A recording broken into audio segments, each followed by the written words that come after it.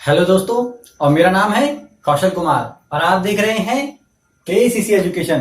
तो दोस्तों, जल्दी से वीडियो को लाइक करें, शेयर करें और हमारे चैनल को सब्सक्राइब करें, क्योंकि हम करा रहे हैं आपको 12th क्लास की ज्योग्राफी मानव भूगोल।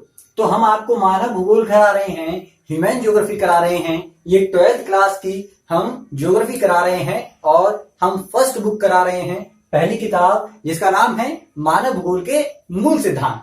तो हमने दोस्तों फर्स्ट चैप्टर करा दिया है और हमने सेकंड चैप्टर स्टार्ट किया था।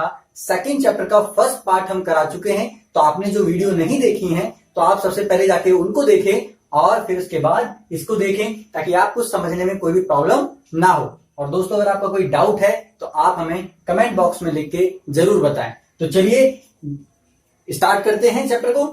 और कल हमने, आपको पता है कि जनसंख्या वितरण किसे कहते हैं, हमने आपको समझाया था। इसके साथ साथ हमने ये बताया था आपको कि जो जनसंख्या का वितरण है पूरी पृथ्वी के ऊपर, पूरे विश्व में, वो किस तरीके से, उसका एक प्रारूप है कि किसी क्षेत्र में जनसंख्या कम रह रही है तो किसी क्षेत्र में जनसंख्या अधिक है। इसके साथ साथ दोस्तों, हमने आपको जनसंख्या घनत्व की परिभाषा बताई थी और जनसंख्या घनत्व के आधार पर कितने भागों में पूरे विश्व को बांटा जा सकता है, हमने आपको ये भी समझाया था।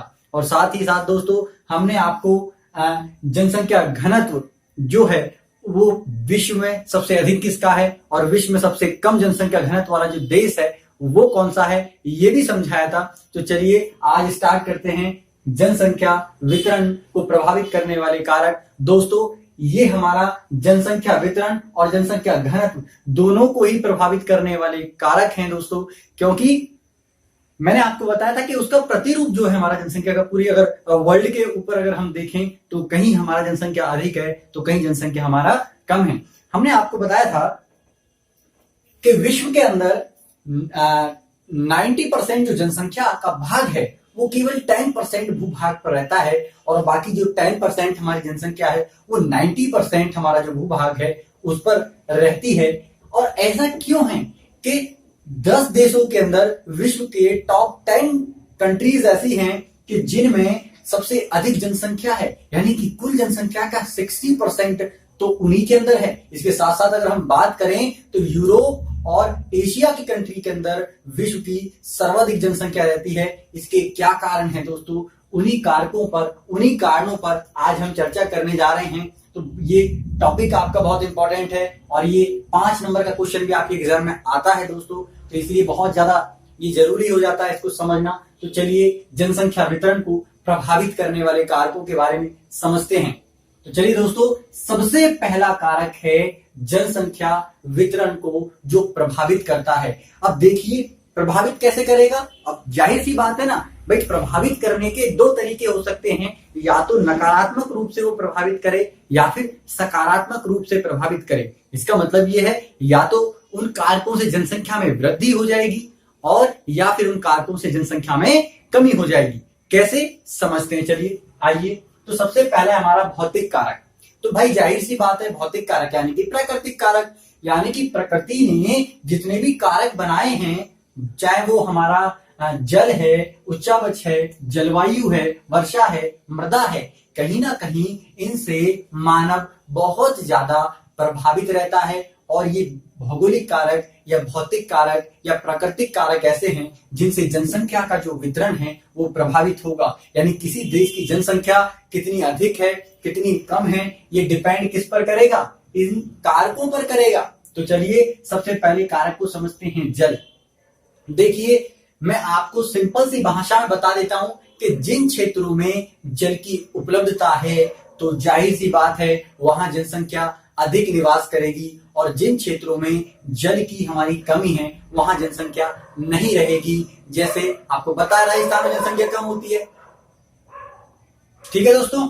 चलिए इसके बाद अगर हम बात करें यार, तो आपको एक चीज समझ में आ जानी चाहिए, पता है क्या, कि जो जल है, पृथ्वी पे जल तो बहुत है, लेकिन हमको एक शब्द ऐड करना है, पीने योग्य जल। ठीक है, तो जल तो प्रभावित करेगा जनसंख्या को, लेकिन पीने योग्य जल, यानी कि पृथ्वी पर अगर हम देखें तो 71% भाग में से जितना हमारा भाग जल है, 3% भाग है जल का, लेकिन उसमें से भी काफी सारा तो ग्लेशियर्स है ना, हिमानियों के रूप में बर्फ में जमा हुआ है। कुछ हमारा नदियों में, कुछ झरनों में, तालाबों में इस रूप में हम आपको देखते हैं। ग्राउंड वाटर यानी कि भौम जल के रूप में भी आप देखते हैं। तो चलिए, ये इसीलिए महत्वपूर्ण कारक हो जाता है कि हमको कृषि के लिए, उद्योग के लिए, घरेलू उपयोग के लिए हमको क्या चाहिए, डेली रूटीन में पानी की आवश्यकता चाहिए, है ना, चाहिए। इसके बिना जीवन हमारा पॉसिबल ही नहीं यार। आप कल्पना नहीं कर सकते ना जीवन की। आप जरा कल्पना करके देखिए कि वो क्षेत्र राजस्थान जहां 3-3 किलोमीटर तक लोग केवल पानी लेने के लिए पैदल चल के जाते हैं, वहां जीवन कितना कठिन होगा। और आप देखिए, आप तो भैया बस पानी को वेस्ट कर जाते हैं। हम लोग पानी को वेस्ट करते, वैल्यू नहीं पता। लेकिन एक दिन ऐसा ना आ जाए कहीं कि हमको भी पानी के लिए तरसना पड़ जाए, है ना। पानी की इतनी ज्यादा कमी हो जाएगी तो भाई हो रही है, कमी हो क्या जाएगी, हो रही है डे बाय डे। हमको इसको समझना पड़ेगा भाई, क्योंकि ये हमारा बहुत महत्वपूर्ण कारक है हमारे जिंदा रहने के लिए। इसीलिए जिन क्षेत्रों पर पीने योग्य जल होगा तो वहां पर जनसंख्या का निवास या जनसंख्या का घनत्व हमारा अधिक होगा, और जिन क्षेत्रों में इसकी कमी होगी वहां जनसंख्या कम होगी। पॉइंट क्लियर है तो बताइए। चलिए अगला पॉइंट बता देते हैं, उच्चावच। ये उच्चावच क्या होता है यार? उच्चावच को समझने की कोशिश करिएगा। उच्चावच का मतलब है हमारा भू, मैं एक और शब्द लिख देता हूं इसकी जगह, भू आकृति। ठीक है दोस्तों, भू आकृति लिख देते हैं। तो उच्चावच का मतलब ही यही है कि जो हमारी भू आकृति है, यानी कि जो हमारा स्थल है उसका स्वरूप कैसा है, वो ऊंचा है, नीचा है, समतल है, यानी कि पठार है, मैदान है, पहाड़ी क्षेत्र है, वो कैसा क्षेत्र है, इस पर भी जनसंख्या निर्भर करती है। कैसे? अरे आप पहाड़ी क्षेत्रों में तो गए होंगे घूमने, नहीं गए हैं तो आपने सुना तो होगा, और फिर भी तो आपने कहीं ना कहीं मूवी के अंदर तो देखा ही होगा यार। भाई पहाड़ी क्षेत्रों में जनसंख्या कैसी रहती है? बहुत कम रहती है। क्यों? क्योंकि भाई ऊंचाई पे जाने के साथ टेम्परेचर क्या होता है, लो हो जाता है। और ऐसे टेम्परेचर में जहां टेम्परेचर कम होगा वहां मानव रह पाएगा क्या? नहीं रहेगा, क्योंकि भाई बहुत सारी प्रॉब्लम होने लगेंगी। वहां खेती कर सकते हैं क्या? बहुत कठिनाई होगी। भाई कर तो सकते हैं, आज के टाइम में इतना टेक्निक डेवलप हो गया है कि कर लेंगे, लेकिन बहुत ज्यादा कठिनाई होगी। आप सोचिए कि वहां हम कैसे अस्पताल बनवाएंगे, कैसे बच्चों के पढ़ने के लिए स्कूल बनवाएंगे। आप सोचिए जी, आपको ये तकनीक मिल रहा है ना यूट्यूब, वहां सोचिए वहां पर भाई जो हमारा मतलब कि नेटवर्किंग क्षेत्र है, मतलब नेटवर्क का जो टावर है, वहां किन एरियो में लगवाएंगे। और लगवा भी दिए तो भूस्खलन हुआ, हिमस्खलन हुआ, पर्वत स्खलन होता है ना, तो उसमें वो ढह जाएगा, दिक्कत आ जाएगी। भूकंप बहुत ज्यादा आते हैं और बहुत ज्यादा पहाड़ी क्षेत्र प्रभावित रहते हैं ऐसे क्षेत्रों में। तो जनसंख्या ऐसे प्रभावित वाले क्षेत्रों में, या जहां पर बहुत सारी समस्याएं हैं, कठिनाई है जीवन की, और जहां रहने योग्य समतल मैदान नहीं है, वहां जनसंख्या कम निवास करेगी। इसके विपरीत अगर हम बात करें तो मैदानी क्षेत्रों में जहां समतल है ना, वहां पर आप सड़क मार्ग विकसित कर सकते हैं, भवन बना सकते हैं, है ना, वहां आप स्कूल बना सकते हैं, रहने के लिए सुकून मिलता है। आज आप रह भी तो रहे हैं। तो इसीलिए भू आकृति या उच्चावच भी हमारा जनसंख्या को प्रभावित करता है, यानी कि पठारी और पर्वतीय क्षेत्रों में या पहाड़ी क्षेत्रों में जनसंख्या कम निवास करेगी, और हमारा समतल मैदानों में उनके मुकाबले जनसंख्या अधिक निवास करेगी। क्या पॉइंट क्लियर है? चलिए आगे बढ़ते हैं दोस्तों। जलवायु, जी हाँ, जलवायु तो भाई बहुत ज्यादा प्रभावित करती है। कैसे? समझिए जरा। आपने सुना होगा कि किसी क्षेत्र की जलवायु बहुत गर्म है और किसी क्षेत्र की जलवायु बहुत ठंडी है। एग्जाम्पल लेते हैं, अरे आप लद्दाख का एग्जाम्पल लीजिए, कितना ठंडा मौसम है, वहां जनसंख्या कैसी रहती है। आप जाइए लेह के अंदर, लेह लद्दाख में जब आप जाएंगे तो वहां तो जनसंख्या बहुत कम है। क्यों है? टेम्परेचर बहुत लो है। और ऐसी कंडीशन में क्या बंदा रह पाएगा क्या? नहीं यार, कैसे रह लेगा इतना ठंड में। यहाँ तो 0 डिग्री टेम्परेचर जाता है तो हवा निकल जाती है, समझ रहे ना आप। तो ऐसी बात है, कहने का मेरा मीनिंग है कि जहां हमारा जलवायु या तो अधिक ठंडी हो या अधिक गर्म हो, जैसे कि राजस्थान, जैसलमेर का एरिया देखिए, वहां इतना ज्यादा हमारा तपन पड़ता है। टेम्परेचर देखिए राजस्थान का कितना जाता है ना, मालूम है ना, 50 डिग्री तक जाता है। अब ऐसे टेम्परेचर में 50 डिग्री 52 डिग्री टेम्परेचर जहां जा रहा है, वहां भैया कैसे 55 डिग्री टेम्परेचर मापा गया था 90 के दशक में, 90 के दशक में। तो आप अंदाजा लगाइए ना वहां कैसी जनसंख्या रहेगी। तो ऐसे क्षेत्र या तो जो बहुत ज्यादा गर्म है या बहुत ज्यादा ठंडे हैं, तो वहां जनसंख्या भैया हमारी कम निवास करेगी। और इसके विपरीत ऐसी जलवायु जो समान जलवायु है या समुद्रीय क्षेत्र के जो आसपास की जलवायु है या हमारी मानसूनी जलवायु है, ऐसी जलवायु के अंदर हमारे जनसंख्या अधिक निवास करेगी। क्या पॉइंट आपको क्लियर हो रहा है? चलिए आगे बात करते हैं दोस्तों, वर्षा। तो भाई जाहिर सी बात है, वर्षा एक महत्वपूर्ण कारक है जनसंख्या को प्रभावित करने का। कैसे? इसको आपको समझना होगा कि जिन क्षेत्रों में वर्षा अधिक होती है ना, जिन क्षेत्रों में वर्षा अधिक होती है, और वर्षा किसके लिए अच्छी है? आपको पता है कि हमारा भारत देश तो कृषि प्रधान देश है, और ऐसे में अगर वर्षा ना हो तो भैया बताइए कैसे कृषि होगी? क्योंकि पूरी तरीके से किसान निर्भर रहता है, वर्षा के ऊपर डिपेंडेंट रहता है। इसके साथ साथ जल की आपूर्ति बहुत ज्यादा होती है वर्षा से। तो वर्षा वाले क्षेत्रों में जनसंख्या अधिक निवास करेगी। इसके विपरीत ऐसे क्षेत्र जहां जनसंख्या वर्षा कम होती है, उन क्षेत्रों में जनसंख्या कम निवास करेगी। चलिए आगे बढ़ते हैं दोस्तों, मृदा। तो भैया मृदा भी एक महत्वपूर्ण कारक है। क्यों है? समझिए भाई, जहां पर उपजाऊ मृदा ही नहीं होगी, फसल ही नहीं उगा पाएंगे, या हमारी उर्वरक मृदा ही नहीं होगी, तो वहां हमारा आप फसल नहीं उगा पाएंगे, जीवन यापन करने के संसाधन नहीं होंगे। ऐसे में आप बंजर भूमि पर कैसे निवास करेंगे, है ना? जीने की कल्पना कैसे करेंगे? तो बंजर भूमि जहां होती है, जहां अनुपजाऊ भूमि होती है, अनुपजाऊ मृदा होती है, उन क्षेत्रों में जनसंख्या कम निवास करती है। इसके विपरीत ऐसे क्षेत्र जो हमारे उपजाऊ भूमि वाले क्षेत्र हैं, वहां जनसंख्या अधिक प्रभावित होती है और वहां जनसंख्या अधिक निवास करती है। क्या ये हमारा भौगोलिक कारक आपको क्लियर है?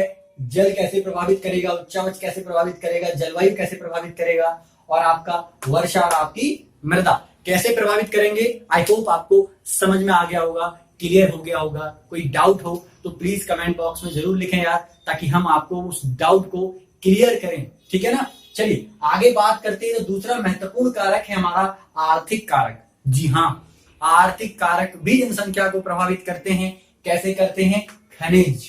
जी हाँ, आप देखिए जहां जहां खनिज प्रदेश हैं, वहां पर आपको जनसंख्या अधिक मिलेगी। क्यों मिलेगी? क्योंकि जिन क्षेत्रों में खनिज की मात्रा होगी, वहां पर मृदा उपजाऊ होगी। इसके साथ साथ जहां पर खनिज होंगे, वहां पर उद्योगों की स्थापना अधिक होगी।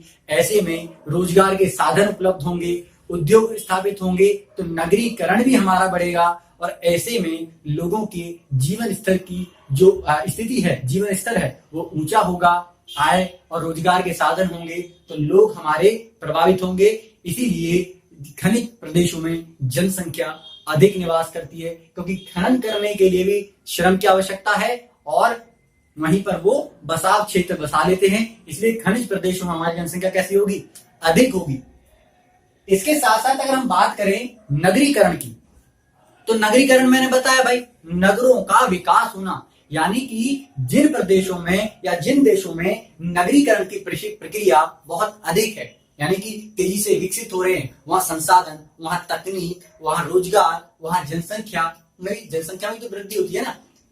तो ऐसे क्षेत्रों में जब ज्ञान, तकनीक, आय, रोजगार, जीवन स्तर, चिकित्सा सुविधा, शिक्षा, व्यवसाय, इनका स्तर लगातार बढ़ता जाएगा, वहां नगरीकरण होगा। और ऐसे में जनसंख्या अधिक आकर्षित होती है, तो वहां पर हमारा जनसंख्या अधिक निवास करेगी। और इसके विपरीत जिन क्षेत्रों में या जिन देशों के अंदर नगरीकरण प्रक्रिया कम होती है, वहां जनसंख्या कम निवास करती है। इसके बाद अगर हम बात करें औद्योगिकरण की, तो जाहिर सी बात है, औद्योगिक प्रदेशों में हमारा रोजगार के साधन होंगे, और रोजगार के साधन होंगे तो वहां हमारी जनसंख्या अधिक निवास करेगी। और जिन क्षेत्रों में हमारे उद्योगों की कमी होगी, उन क्षेत्रों में जनसंख्या हमारी कम निवास करेगी। क्या आपको ये बात क्लियर है? चलिए आगे बात करें तो रोजगार। तो जाहिर सी बात है भाई, जिन क्षेत्रों में रोजगार, आय के साधन होंगे, वहां जनसंख्या अधिक निवास करेगी। इसके विपरीत जिन क्षेत्रों में हमारा रोजगार के साधन कम होंगे, वहां जनसंख्या भी हमारी कम निवास करेगी। आई होप आपको सारे के सारे डाउट जो भी है क्लियर हो गए होंगे। इसके साथ अंतिम हमारा कारक रह गया है और वो है सामाजिक एवं सांस्कृतिक कारक। बहुत इंपॉर्टेंट कारक है दोस्तों। अगर आप देखें सामाजिक और सांस्कृतिक कारक, तो यहाँ पर समाज के अंदर बहुत सारी चीजें आ जाती हैं। मैंने इसमें काफी सारे पॉइंट लिखे भी नहीं है। अगर हम समाज के अंदर अगर बात करें तो यहाँ पर शिक्षा भी आ जाएगा, है ना। इसके साथ साथ अगर बात करें तो स्वास्थ्य भी आ जाएगा, है ना भाई। शिक्षा, स्वास्थ्य, रोजगार, ये सारी चीजें तो आ ही जाएंगी। तो भाई इस चीज को जरा ध्यान से समझिएगा। सामाजिक एवं सांस्कृतिक कारक, यहाँ पर धर्म भी प्रभावित करता है। एक ही प्रकार की संस्कृति वाले, एक ही प्रकार के धर्म जहां पर होते हैं वहां जनसंख्या अधिक प्रभावित होती है। इसके साथ साथ जिन क्षेत्रों में रूढ़िवादी धारणाएं और परंपराएं और संस्कृतियां समाप्त हो जाएंगी या कम प्रभाव होता है, वहां पर जनसंख्या अधिक आकर्षित होगी। जिन क्षेत्रों का विकास होगा, यानी कि वो अपनी जो मानसिक स्थिति है उसमें अगर विकास कर लेते हैं, रूढ़िवादी धारणाओं का खंडन करते हैं, उनको छोड़ देते हैं, उनसे प्रभावित नहीं होता जो समाज, वहां पर जनसंख्या अधिक आकर्षित होती है। क्योंकि आज के टाइम में हर बंदा चाहता है कि उनकी मानसिकता अच्छे स्तर की हो और ऐसे स्तर पे जाने के लिए उनको अच्छी जगह जाना होगा, अच्छे समाज में जाना होगा, विकसित समाज में जाना होगा। इसीलिए मैंने शब्द लिखा है कि विकसित समाज, ठीक है, जहां लड़कियों को सम्मान मिलता है ना, लड़का और लड़की में कोई फर्क नहीं होता। इसके साथ साथ बहुत सारी परंपराएं हैं दोस्तों। अगर आप ग्राउंड रियलिटी देखेंगे ना यार, जमीनी सच्चाई अगर आप देखेंगे तो आज भी हमारे समाज के अंदर कहीं ना कहीं लड़कियों के साथ आज भी भेदभाव होता है और लड़कियों को भी हम ले लें। इसके साथ साथ अगर हम ग्राउंड रियलिटी को देखें ना यार, इतने परिवार हैं इंडिया के अंदर ऐसे, हम तो अपने आसपास के एरिया में देखते हैं तो आपको बता रहे हैं कि बच्चों की पढ़ाई को ही बीच में छुड़वा दिया जाता है, उनको काम पर लगा दिया जाता है। कोई चाय की दुकान पे लगा दिया, कोई फैक्ट्री में लगा दिया। तो कहीं ना कहीं अभी भी समाज की मानसिकता वही है और मानसिकता का जो स्तर है ना वो बढ़ तो रहा है, ऐसा नहीं है कि नहीं बढ़ रहा, लेकिन कहीं ना कहीं अभी भी सुधार की आवश्यकता है। क्योंकि 100% तो तभी डेवलप होगा जब ये जो लोग बचे हुए हैं, जितना भी हमारा समाज में ऐसे लोग हैं या घर हैं जिनमें मानसिक विकास अभी भी नहीं हुआ है या कम है, वहां जो मानसिक विकास हो जाएगा, शिक्षा पहुंच जाएगी, रोजगार पहुंच जाएगा, स्वास्थ्य सुविधाएं पहुंच जाएंगी, इनके जीवन का स्तर बढ़ जाएगा, है ना, तभी हमारा संपूर्ण समाज का विकास होगा। तभी हम कह सकते हैं एक विकसित समाज। तो आपको क्लियर हो गया होगा ना। इसके साथ साथ शिक्षा और जहां अच्छी स्वास्थ्य सुविधाएं मिलेंगी वहां भी जनसंख्या अधिक प्रभावित होती है। तो ये हमारे जनसंख्या को प्रभावित करने वाला महत्वपूर्ण कारक है। मैं उम्मीद कर रहा हूं आपको जनसंख्या वितरण और जनसंख्या घनत्व को प्रभावित करने वाले कारक क्लियर हो गए होंगे। तो भौतिक कारक के अंदर मैंने आपको बताया जल, उच्चावच, जलवायु, वर्षा, मृदा।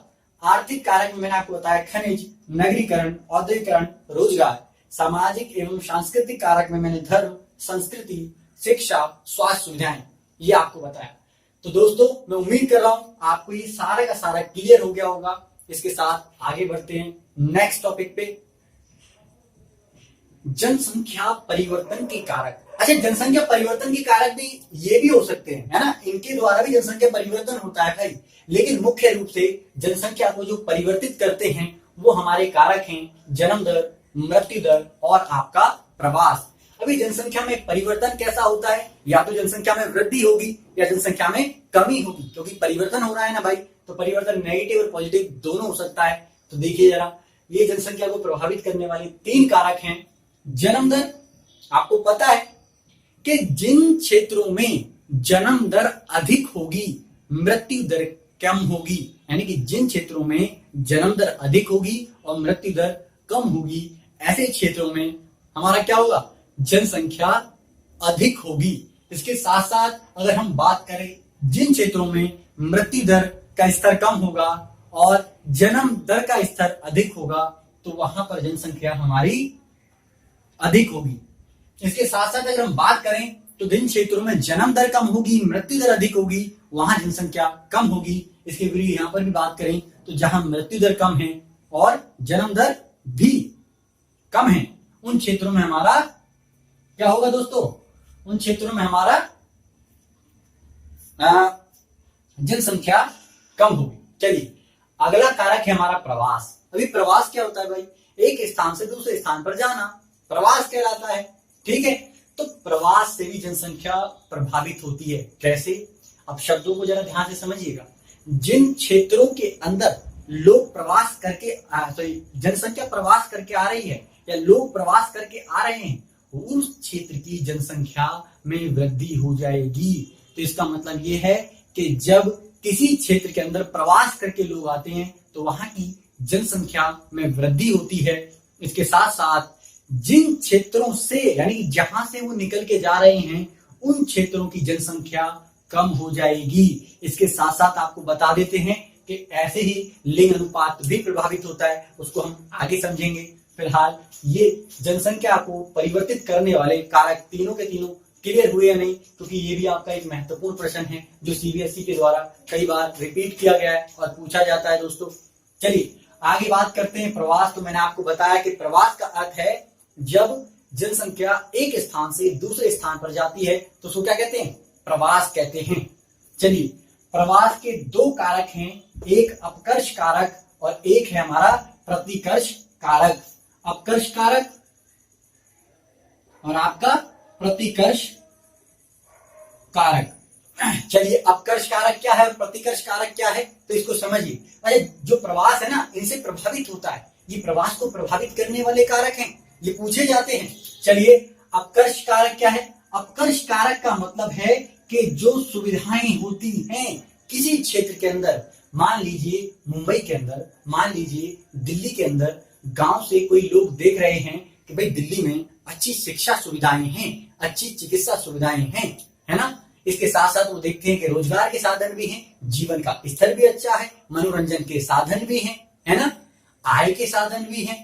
तो इसीलिए वो उनकी सुविधाओं को देखकर क्या हो जाते हैं? आकर्षित हो जाते हैं और उधर की साइड प्रवास कर देते हैं। तो इसको कहते हैं हम अपकर्ष कारक। यानी कि जब जनसंख्या दूसरे क्षेत्रों की सुविधाओं को देखकर प्रभावित होती है और प्रवास करती है तो उसे हम अपकर्ष कारक कहते हैं। इसको हम आप्रवास के नाम से भी जानते हैं।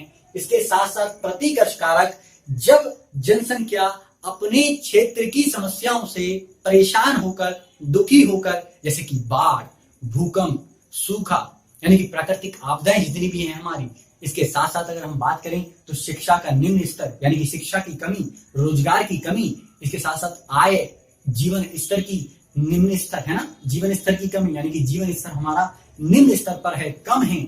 इसका मतलब ये है कि वो इन सारी असुविधाओं के कारण, है ना, सारी असुविधाओं के कारण या इन समस्याओं के कारण अपने क्षेत्र को छोड़ने पर मजबूर हो जाते हैं और वो भी दूसरे क्षेत्रों की ओर चले जाते हैं। तो जब अपने क्षेत्र की समस्याओं से वो परेशान होकर, है ना, प्रभावित होकर अपने क्षेत्र को छोड़ देते हैं तो उसे हम प्रतिकर्ष कारक कहते हैं। इसको उत्प्रवास भी कहा जाता है। तो क्या दोस्तों आपको ये क्लियर हुआ? आई होप आपको ये सारी की सारी बातें ना क्लियर हो गई होंगी, इनमें कोई डाउट नहीं होगा। चलिए आगे बढ़ते हैं और हमारा वीडियो का लास्ट पार्ट करने जा रहे हैं हम, क्योंकि इसमें आपको जनसंख्या वृद्धि की प्रवृत्तियां दिखेंगी कि किस प्रकार से जनसंख्या को कई वर्षों में दोगुने होने में कितना कितना समय लगा है। यानी कि विभिन्न वर्षों में अगर हम देखें तो जनसंख्या दोगुनी हुई है और दो गुने से हमारी फिर डबल हुई है, फिर डबल हुई है। इनमें कितना समय अंतराल लगा है, यानी कि कितना टाइम पीरियड लग गया है इनके अंदर, ये आपको समझना होगा। तो जरा देखिए, हम बात कर देते हैं। तो सबसे पहले ये काल है, हम देखेंगे कि कौन से काल की बात कर रहे हैं, कौन से हम अवधि की बात कर रहे हैं। इसके बाद अगर हम जनसंख्या देखेंगे कि उस समय जनसंख्या कितनी थी और कितने समय के अंदर जनसंख्या हमारी बढ़ी, है ना, और कितनी बढ़ी। तो देखिए अगर हम बात करें 10,000 ईसा पूर्व की, ईसा पूर्व मतलब भाई 2000 साल पहले हमारे ईसा मसीह का जन्म हुआ था, तो तभी से हम क्या कहते हैं, ईसवी लगाना स्टार्ट कर देते हैं। और उससे पहले के टाइम को हम ईसा पूर्व का टाइम कहते हैं। इसीलिए जो 10,000 ईसा पूर्व पूरे वर्ल्ड की जनसंख्या, विश्व की जनसंख्या का ये जो हमारा था, ये 50 लाख जनसंख्या थी। कितनी जनसंख्या थी दोस्तों? 50 लाख, है ना। और इसके बाद अगर हम आगे चल के देखें 1650 के अंदर, कितने, 1650 के अंदर, सन 1650 ईस्वी में जनसंख्या 50 करोड़ हो गई। कितने सालों में? 15 साल लगे। कितने करोड़ होने में? 50 करोड़ होने में। इसके साथ अगर हम बात करें तो 1804 में डबल होने में, डबल हो गई, देखिए 50 से 100 करोड़ हो गई। और कितने साल का समय लगा? 154 ईयर्स लग गए। इसके साथ अगर हम आगे बात करें 1927 की, 1927 में जनसंख्या फिर डबल हुई, यानी कि हमारा 200 करोड़ जनसंख्या हुई। और 200 करोड़ जनसंख्या का अर्थ है कि कितना टाइम लगा? मात्र 23 साल। ये समझने वाली बात है कि हमारा पहले 154 साल लगे डबल होने में, लेकिन 23 साल के अंदर डबल हो गई जनसंख्या। कारण क्या थे? वही चिकित्सा सुविधाएं मिलने लगी थी, है ना, जागरूकता की कमी थी, परिवार नियोजन नहीं था। इसके साथ साथ हमारे तकनीक में विकास हो गया, महामारी, बीमारियां, इन पर थोड़ा सा नियंत्रण होने लगा। और जीवन जो हमारा मृत्यु दर था वो कम हुई, जन्म दर में वृद्धि हो गई। इसके कारण ये हाल हो रहा है। इसके बाद अगर हम 1974 की बात करें, 1974 की, फिर डबल हुई जनसंख्या, 400 करोड़। कितने सालों में? 47 सालों में। इसका मतलब है कि यहां से 23 साल लगे थे और आगे चल के 47 साल लगे, यानी कि हमने कहीं ना कहीं प्रोग्रेस किया, लोगों को जागरूक किया, लोगों को परिवार नियोजन दिखाया और चिकित्सा सुविधाएं हमने कहीं ना कहीं उपलब्ध कराई, जिससे हमारा क्या है, जनसंख्या पर नियंत्रण किया गया। और हमारा अगर हम देखें दोस्तों तो 47 सालों के अंदर, कितने सालों के अंदर? 47 सालों के अंदर हमारी जनसंख्या 400 करोड़ हुई। इसके बाद अगर हम आगे 2025 की कल्पना कर रहे हैं कि 2025 तक विश्व की जनसंख्या 400 से 800 करोड़ यानी कि डबल हो जाएगी। और उसमें और भी ज्यादा टाइम लगने वाला है, यानी कि 51 साल 51 हमारे ईयर्स लगने वाले हैं। तो ये आप देख रहे हैं कि कैसे कैसे हम जनसंख्या को नियंत्रण भी करते जा रहे हैं। तो ये जनसंख्या नियंत्रण भी बहुत जरूरी है। आगे चल के हम जनसंख्या नियंत्रण के आपको उपाय भी बताएंगे, क्योंकि वो भी आपके प्रश्न पूछे जाते हैं। तो दोस्तों ये सारा का सारा था। उम्मीद करता हूं आपको सारी की सारी चीजें समझ में आ गई होंगी। ठीक है, वीडियो के इस पार्ट में सिर्फ इतना ही। अभी इसके लिए एक पार्ट और बनाना पड़ेगा मुझे लगता है, क्योंकि अभी और चैप्टर बचा है, तो उसकी सुविधा के हिसाब से आगे देखेंगे। तो दोस्तों इस वीडियो में इतना ही। Thank you. जय हिंद, जय भारत।